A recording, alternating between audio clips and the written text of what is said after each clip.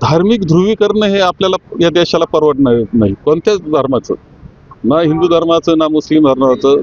काँग्रेस उद्धव ठाकरे किंवा राज ठाकरेंच्या बरोबर असती तर निकाल वेगळा असता. समीकरण नेमकं कुणाचं चुकलंय, काँग्रेसचं चुकलंय की उद्धव ठाकरेंचं चुकलंय? आणि काही प्रश्न आमचे राष्ट्रीय पातळीचे असतात, त्यामुळं काही निर्णय हे राष्ट्रीय पातळीवरून होतात, त्याला शेवटी आम्हाला त्याची अंमलबजावणी करावी लागत असते. त्या पद्धतीनं हे सगळं झालेलं आहे. पण समीकरण काय चुकलंय असं वाटतं काही?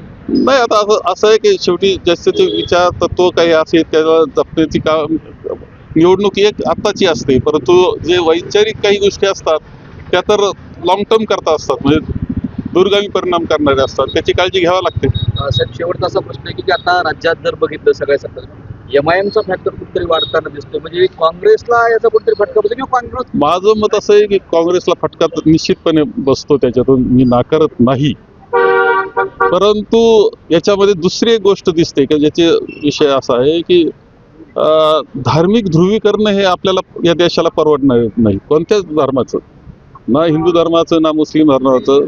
जो आपण निर्णय घेतलेला आहे राज्यघटनेनं सर्व धर्म समभावाचा, सेक्युलर आपण म्हणतो, तो जपणं हे गरजेचं आहे. हे ध्रुवीकरण जे असतात त्याच्या विरुद्ध उलट काँग्रेस आहे की सगळ्यांनी एकत्र राहावं.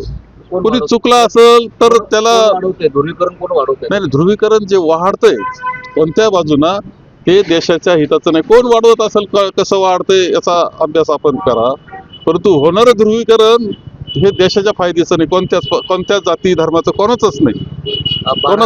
12 जिल्हा परिषदेच्या निवडणूक आहे, काँग्रेस पक्षाची भूमिका काय असणार आहे? नाही, एक आहे की तुम्हाला नगरपालिकेमध्ये आम्हाला काय यश कमी जास्त आलं असेल, महानगरपालिका, पण एक लक्षात ठेवलं पाहिजे की जे काही काँग्रेस पक्षाला यश मिळालेलं आहे आतापर्यंत ते निकोप आहे, निरोगी आहे. त्याच्यामध्ये कोणत्याही गोष्टीचा म्हणजे तुम्हाला ज्या नको त्या लोकशाहीच्या ज्या गोष्टी होत आहेत, आता पैशाच्या वाटपाच्या चर्चा होत आहेत, दादागिरीच्या चर्चा होत आहेत, दहशत निर्माण केली जाते, बिनविरोध होण्याकरता काय नाही ते केलं गेलं. आपल्या चॅनलवाल्यांनी यांनी खूप चांगलं दाखवलं, वृत्तपत्राचे हेडलाईन झाल्या होत्या आपल्या की शेवटच्या दिवशी विड्रॉल होण्याकरता, बिनविरोध होण्याकरता काय काय केलं गेलं, याच्या खुनापर्यंत गेल्या गोष्टी. आम्ही निकोप लोकशाहीच्या बाजूचे आहे, कोणतेही हे फंडे वापरत नाही आम्ही. त्यामुळे आमचं जे काही असेल आमचं लढायची नाही, ठीक आहे, स्वबळावर लढण्याची तयारी तर ठेवावी लागते, सगळ्याच पक्षांना ठेवावी लागते, पण जिथं शक्य होईल तिथं मित्रांना बरोबर घेऊन आम्ही पुढे जाऊ.